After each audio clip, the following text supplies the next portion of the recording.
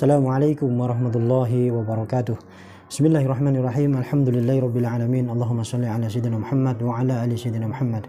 Sahabat-sahabat channel KM Dakwah yang dicintai Allah Subhanahu wa taala, alhamdulillah wa syukurillah kita masih diberi kesehatan oleh Allah Subhanahu wa taala sehingga kita masih bisa mengerjakan aktivitas-aktivitas kita, dan mudah-mudahan semua apa yang kita kerjakan mendapatkan ridho dari Allah Subhanahu wa taala. Amin ya rabbal alamin.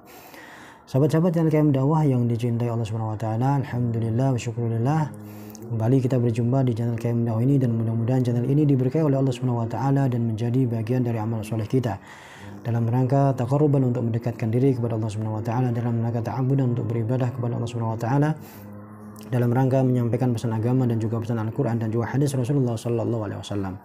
Mudah-mudahan semua yang berpartisipasi di channel ini, yang menyampaikan, yang mendengarkan, yang menyaksikan, yang share, yang mendukung channel ini, mudah-mudahan Allah Subhanahu wa taala berikan kemudahan, keberkahan dan keselamatan di dunia wal akhirah. Amin ya rabbal alamin. Sahabat-sahabat channel KM Dakwah yang dicintai Allah Subhanahu wa taala, pada kesempatan kali ini kembali kita akan bersama-sama mengkaji tentang masalah fikih. Dan pada kesempatan kali ini yang akan kita bahas adalah berkaitan tentang hal-hal yang disunnahkan untuk mengumandangkan azan. Dan kita tahu bahwasanya azan adalah merupakan hal yang disunnahkan ketika masuk waktu sholat. Dan kita sudah maklum ini semuanya. Jadi sebagai penanda masuknya waktu sholat, azan disunnahkan untuk dikumandangkan. Tetapi ada hal yang lain yang disunnahkan untuk dikumandangkan azan selain ketika masuk waktu sholat. Apa saja kira-kira yang disunnahkan untuk dikumandangkan azan? Maka untuk itu kita akan sama-sama kembali mengkaji masalah ini dalam kitab Al-Fiqhul Islami wa Adillatuh, sebuah karya daripada Syekh Wahab Az-Zuhaili. Untuk selengkapnya mari sama-sama kita simak hal-hal yang disunnahkan untuk dikumandangkan azan selain pada masuknya waktu sholat. Bismillahirrahmanirrahim. Al-azan li ghairi sholat. Azan tidak untuk waktu sholat atau selain pada waktu sholat. Hadza wa yundabul azan li umurin.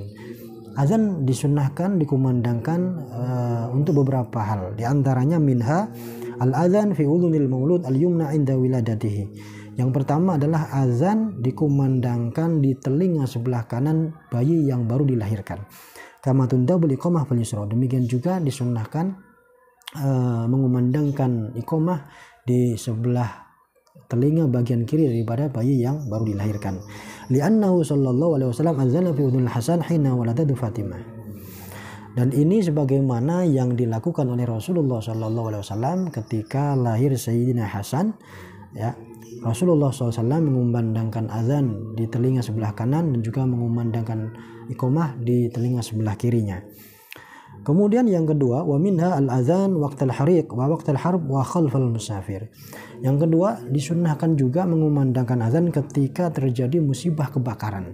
Jadi ketika ada musibah kebakaran, kita disunnahkan untuk mengumandangkan azan. Mudah-mudahan dengan dikumandangkan azan, api redam, kemudian kebakaran atas izin Allah Subhanahu wa taala mudah-mudahan juga segera pulih dan tidak membara lagi apinya. Kemudian yang kedua, waqtal harb.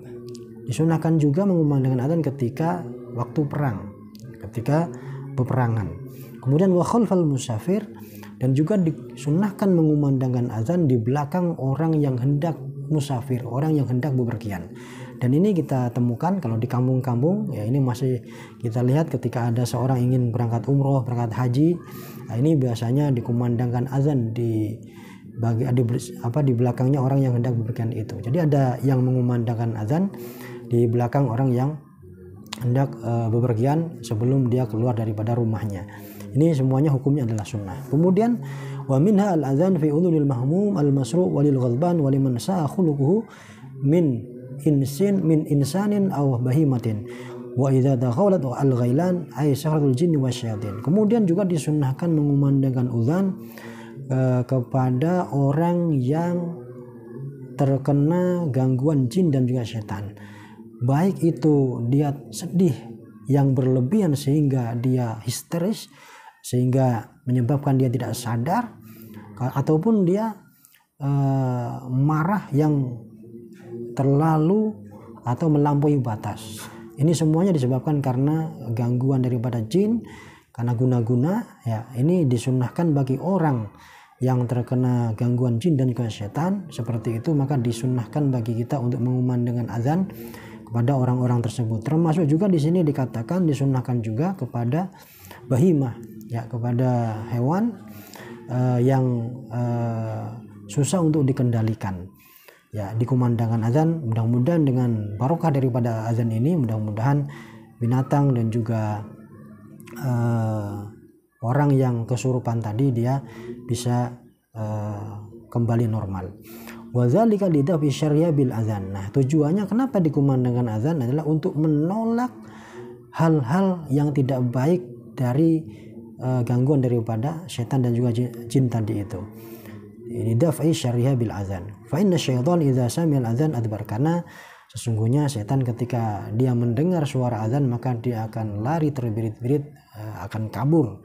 Maka dari itu kita dianjurkan untuk mengumandangkan azan kepada orang yang terkena gangguan setan dan juga jin. Kemudian di akhir pembahasan ini disampaikan walau sannu 'inda idkhalil mayyit al-qabra 'ala al-mu'tamad inda Syafi'iyah. Ini ada sebuah keterangan di terakhir pembahasan ini, yaitu tidak disunahkan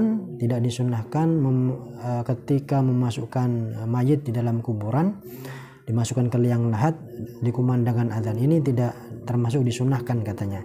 Ini menurut daripada mazhab Syafi'i, ya, Asy-Syafi'iyah, qaul yang mu'tamad. Jadi ini tadi beberapa hal yang disunahkan bagi kita untuk mengumandangkan azan ketika terjadi di antaranya ketika kebakaran, kemudian ketika peperangan, kemudian ketika hendak musafir, kemudian juga kepada orang yang terkena gangguan jin dan setan, termasuk juga kepada binatang ternak, ya, kemudian hewan yang susah untuk dikendalikan.